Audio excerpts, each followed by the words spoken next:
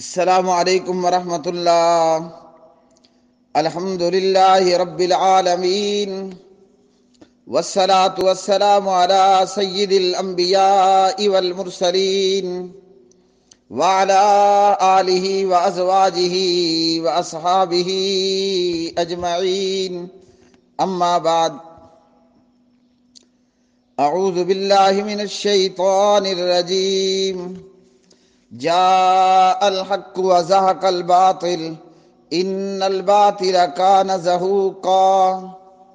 پیارے اور محترم بھائی جناب چودھری عبدالغفور صاحب، آپ نے جناب حضرت مولانا مفتی محمد عارف صاحب بن نور محمد کی وائس بھیجی، بہت دنوں بعد ان کی آواز سنی، خوشی ہوئی، افسوس بھی ہوا، رونا بھی آیا اور ہنسی بھی آ رہی ہے، سارے کام اکٹھے ہیں۔ سوال آپ نے کیا کہ ایک دیوبندی مولوی صاحب کی ویڈیو وائرل ہوئی جس میں انہوں نے کہا کہ لوگ اہل الحدیث کیوں ہوتے ہیں اور کیوں ہو رہے ہیں۔ یہ سوال آپ نے کیا مفتی محمد عارف صاحب سے۔ حضرت مفتی محمد عارف صاحب بن نور محمد صاحب نے کہا، میں تو نہیں جانتا کہ ویڈیو میں موجود یہ عالم دین کون ہیں۔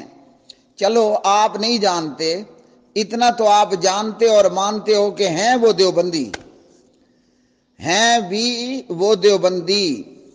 اور انہوں نے کہا کہ لوگ دھڑا دھڑ اہل الحدیث ہو رہے ہیں، اس میں انہوں نے اہل الحدیث کی شان بیان کی اور اہل تقلید کی مذمت کی۔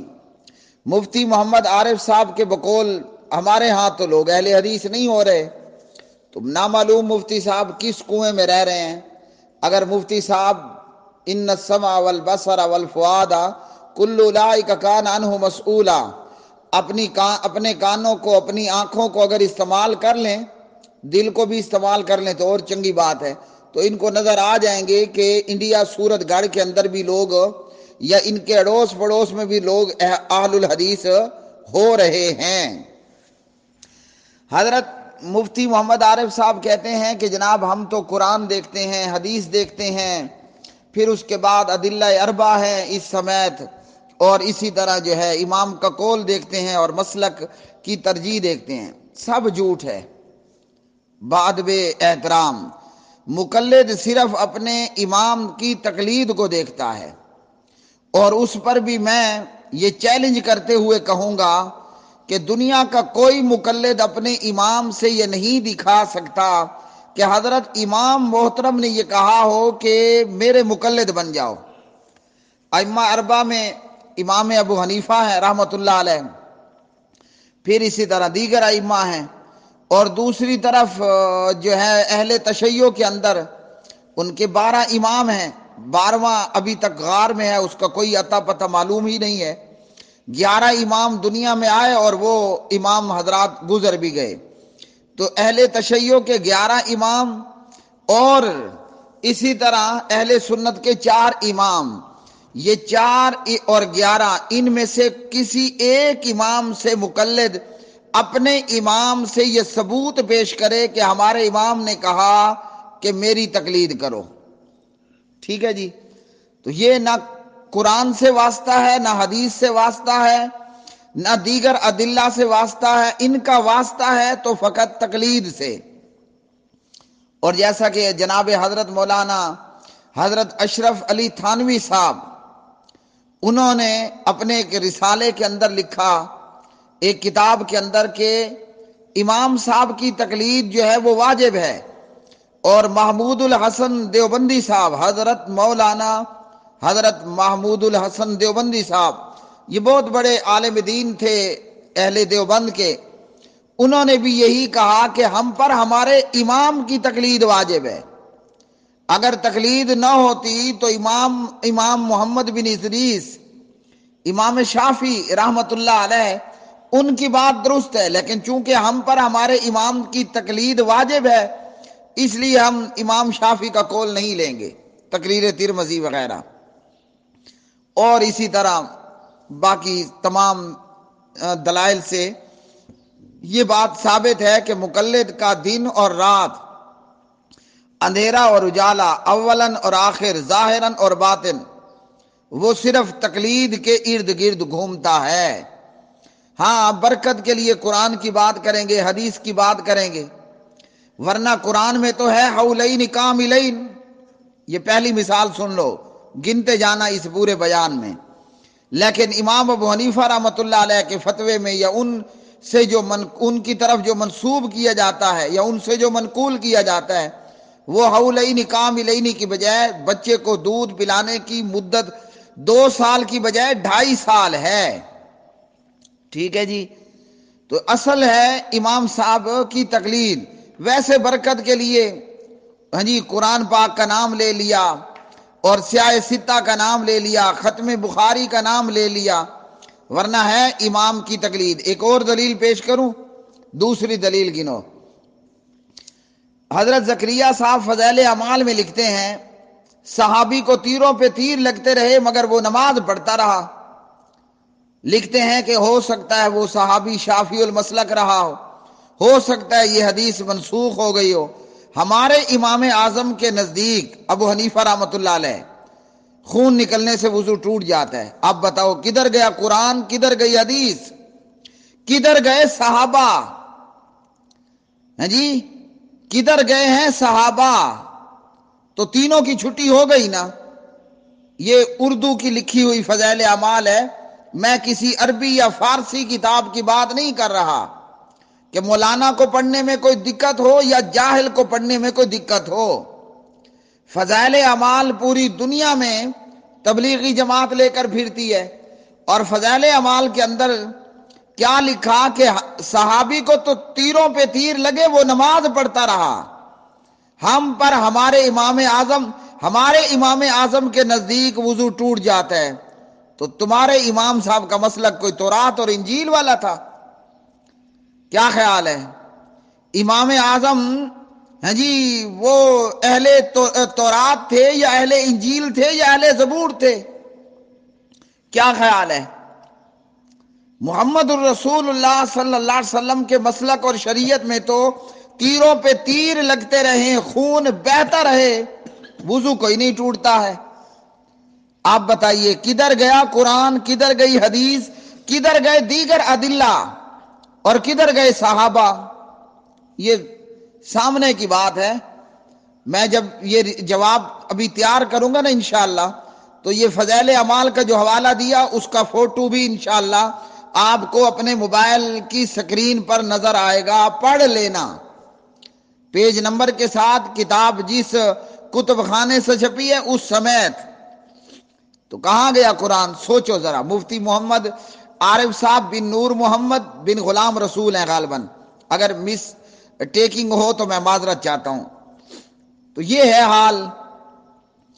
اچھا جی، پھر کہا کہ اہل حدیث مسلک میں آزادی ہے۔ میرے بھائی یہاں آزادی کوئی نہیں ہے۔ الدنیا سجن المومن، مومن کے لیے تو دنیا قید خانہ ہے، اور اہل حدیث سے بڑا مومن کسی ماں نے ابھی تک جنا ہی کوئی نہیں ہے۔ ٹھیک ہے جی، ہم کلمہ پڑھنے والوں کو کافر نہیں کہہ رہے، نہ دیوبندی کو کافر کہتے ہیں، نہ بریلوی کو ہم کافر کہتے ہیں، نہ شافعی کو کافر کہتے ہیں، نہ مالکی کو کافر کہتے ہیں، لیکن یہ دعویٰ ضرور ہے کہ اہل حدیث سے بڑا مومن آج تک کسی ماں نے جنا ہی کوئی نہیں ہے۔ ٹھیک ہے جی، آزادی کہاں ہو سکتی ہے جب میرے حضور نے فرما دیا الدنیا سجن المومن، کہ مومن کے لیے دنیا ہے ہی قید خانہ۔ تو بھائی میرے بھائی ہمارا دین اسلام ہے، ہمارا مسلک کتاب و سنت ہے، تو یہ آپ کو خام خیالی ہے، کسی نے ڈرایا ہے کہ اہل الحدیث کے ہاں آزادی ہے، کوئی آزادی نہیں ہے۔ آپ کا ویری گڈ آپ کے لیے ہے۔ کیسے؟ مثال دوں آپ کو آزادی کی۔ یہ قدوری کتاب الحدود ہے، ٹھیک ہے جی۔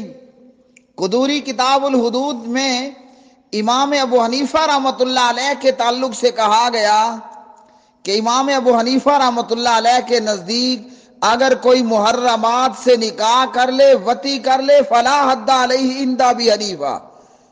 پڑھو انا للہ و انا الیہ راجعون۔ محرمات کون کون سے ہیں؟ وہ بھی میں آپ کو بتا دیتا ہوں قرآن مجید فرقان حمید میں سے۔ تو آزادی کہاں پر ہے؟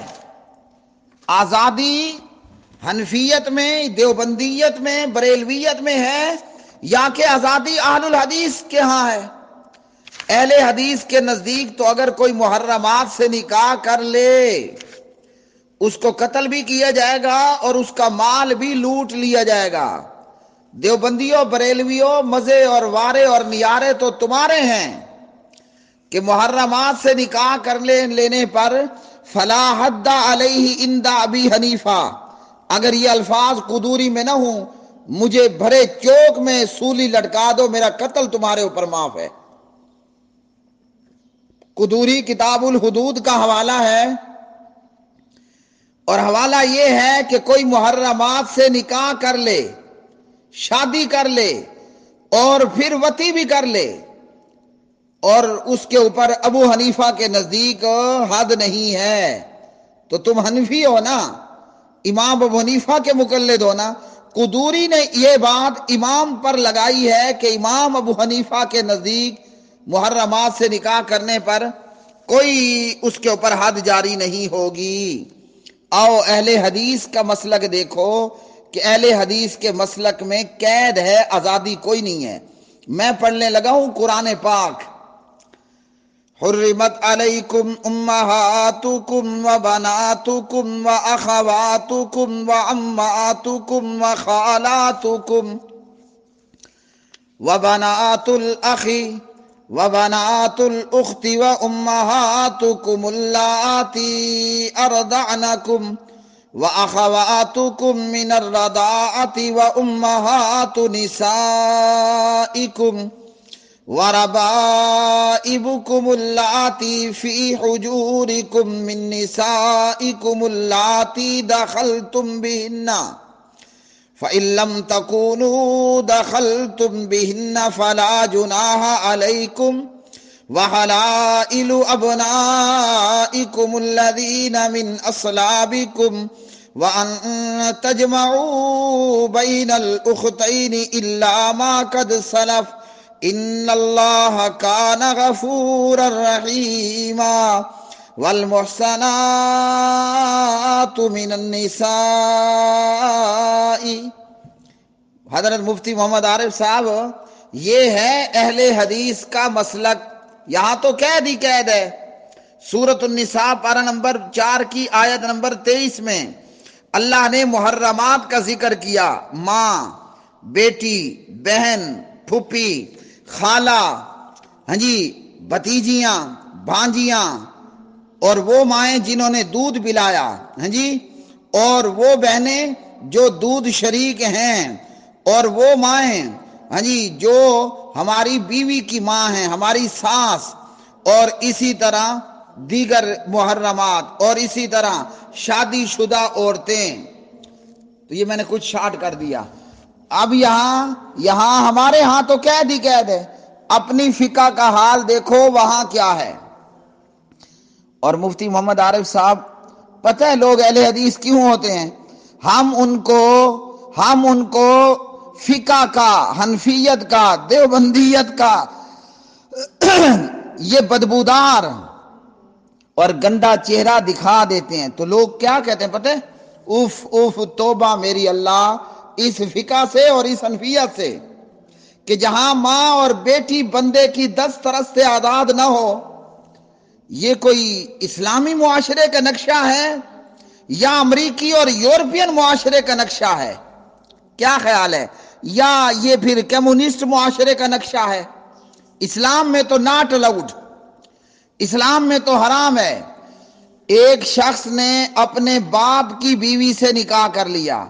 یہ جو آیت تلاوت کی ہے نا، اس سے پچھلی آیت کے اندر ہے وَلَا تَنْكِحُوا مَا نَكَحَ آبَاؤُكُمْ، باپ کی بیوی سے بھی نکاح حرام ہے۔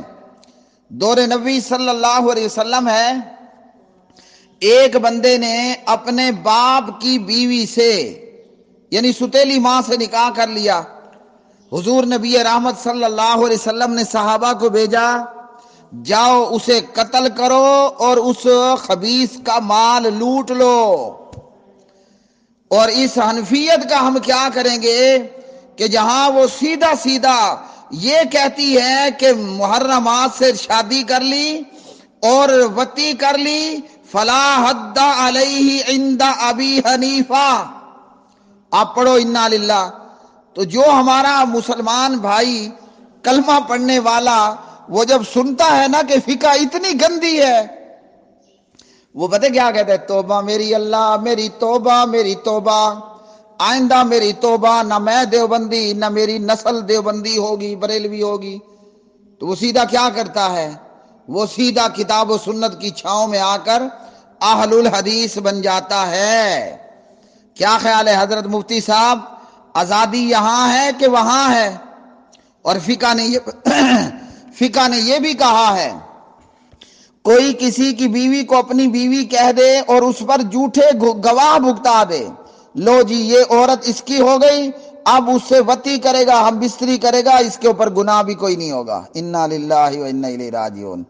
قرآن نے کیا کہا؟ والمحصنات من النساء، شادی شدہ عورتیں بھی محرم ہیں، یعنی ان سے تم شادی نہیں کر سکتے، ان کو اپنی بیوی نہیں بنا سکتے ہو۔ آزادی کہاں ہے؟ اہل حدیث میں یا کہ دیوبندی اور بریلوی کے اندر آزادی ہے، یا کہ فقہ حنفی کے اندر آزادی ہے؟ فقہ میں آپ نے کہا کہ قید ہے۔ یہ جو آپ کو میں نے قدوری کتاب الحدود کی بات بتائی، یہ قید ہے یا آزادی ہے؟ جہندے تے دل مرضی آوے چڑھ ونجو، کوئی پوچھنے والا کونی ہے جی، نعوذ باللہ۔ یہ تو وہی خبیث کر سکتا ہے جو شراب کے نشے میں دھت ہو، یہ تو وہی منحوس یہ حرکت کر سکتا ہے جو امریکہ اور یورپ کے معاشرے کا ایک درندہ اور آزاد شخص ہو۔ مسلک اہل الحدیث اس کا نام تو کوئی نہیں ہے۔ آگے آپ نے کہا کہ حدیث ضعیف آئے تو نہیں مانتے، پھر آپ نے خود ہی کہہ دیا کہ قرآن اور حدیث ہے۔ ہاں جی، قرآن بھی ہے، حدیث بھی ہے، صحابہ بھی ہے، تابعین بھی ہیں، کتاب و سنت سے مزین فقہ بھی ہے۔ ہم اس فقہ کو نہیں مانتے جس میں سوائے کیل و کال کے اور کچھ نہیں ہے، سند کا دور دور تک نام نہیں ہے، کہاں کہاں کس راوی سے بیان کیا کہ یہ بات امام ابو حنیفہ نے کہی ہے۔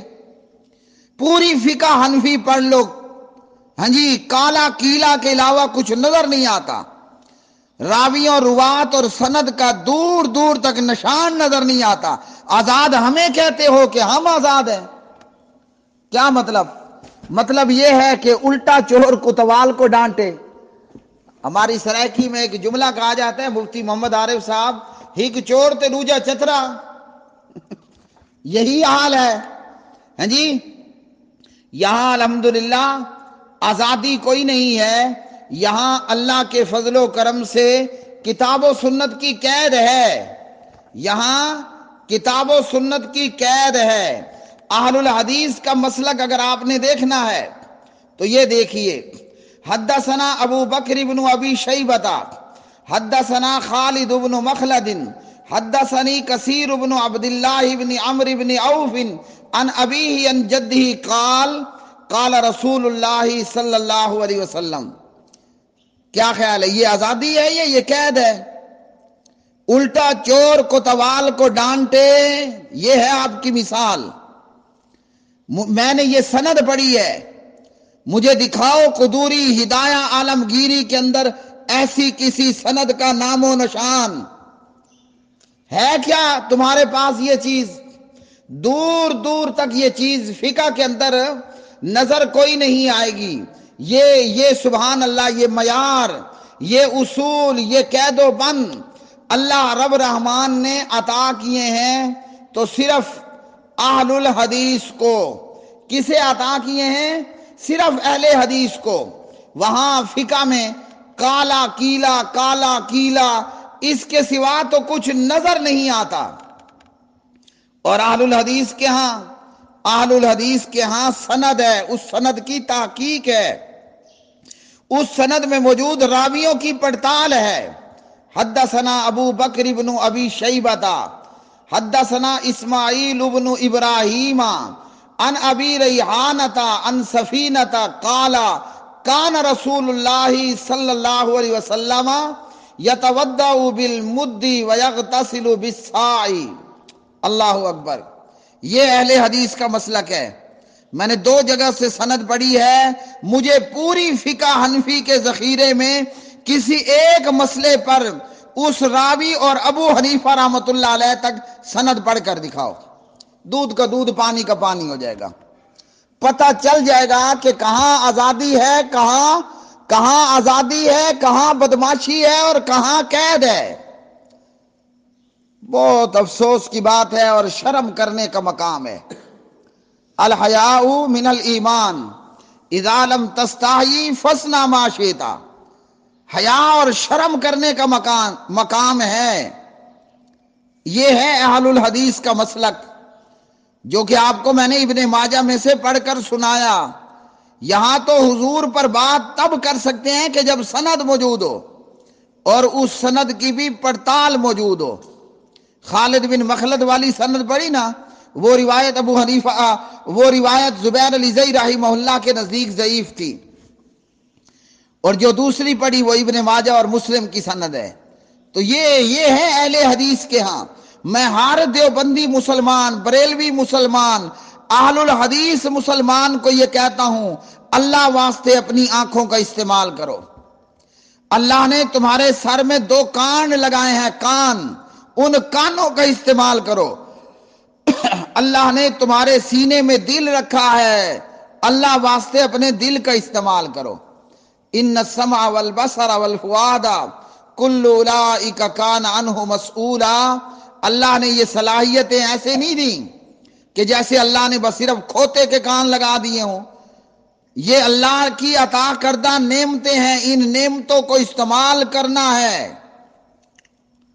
تو بتائیے اب میں نے جن کو مخاطب کیا نا، اہل حدیث، دیوبندی، بریلوی، اب فقہ حنفی اور مسلک اہل حدیث یا دیوبندی اور بریلویوں میں موازنہ کر لیں۔ میں نے 2 جگہ سے سند پڑھی ہے، اب یہی چیز مجھے قدوری، عالمگیری اور ہدایہ میں سے اس راوی اور امام ابو حنیفہ تک یہ سند پڑھ کے دکھاؤ۔ یہ بعد میں دیکھیں گے کہ وہ ضعیف ہے، صحیح ہے، وغیرہ وغیرہ۔ پہلے صرف پڑھ کر بتاؤ کہ یہ ہے سند۔ آزادی کہاں ہے، بدماشی کہاں ہے؟ ان کے ہاں ہے۔ ہمارے ہاں نہ آزادی ہے نہ بدماشی ہے۔ اور کہا کہ اہل حدیث قیاس اور اجماع کو نہیں مانتے۔ حضرت مفتی صاحب، یہ آپ کی غلط فہمی ہے۔ آپ کو کسی ظالم نے ڈرا دیا ہے کہ اہل حدیث قیاس نہیں مانتے، اجماع نہیں مانتے۔ الحمدللہ ہم قیاس بھی مانتے ہیں، اجماع بھی مانتے ہیں۔ نہ قیاس سے انکاری ہیں نہ اجماع امت سے انکاری ہیں، لیکن وہ ثابت بھی تو ہو نا۔ ہاں، ابلیس کی طرح کا قیاس ہو تو ہم جوتے کی نوک پہ رکھتے ہیں۔ اللہ تعالیٰ نے ابلیس سے کہا کیوں سجدہ نہیں کیا جبکہ میرا تجھے حکم تھا؟ ابلیس کہنے لگا انا خیر منہ، میں آدم سے بہتر ہوں۔ کیوں بھائی؟ خلقتنی من نار وخلقتہ من طین، مجھے آگ سے پیدا کیا، اسے مٹی سے پیدا کیا۔ تو اس طرح کا قیاس ہم جوتے کی نوک پہ رکھتے ہیں۔ مصور کھینچ نقشہ جس میں اتنی صفائی ہو، ادھر فرمان محمد ہو، ادھر گردن جھکائی ہو۔ صلو علی الحبیب صلی اللہ تعالی علیہ وسلم۔ جب اللہ اور اس کے پیارے حبیب کا حکم آ گیا نا، پھر شیطان کی طرح آئیں بائیں چونکہ چنانچہ یہ اہل الحدیث کے ہاں حرام ہے۔ باقی قیاس بھی مانتے ہیں، اجماع بھی مانتے ہیں، کیوں نہیں مانتے جی؟ اللہ تعالیٰ آپ کو سمجھ عطا فرمائے۔ ہماری ساری جنتا اور پبلک اور مسلمانوں سے یہ گزارش ہے، خدا را اللہ واسطے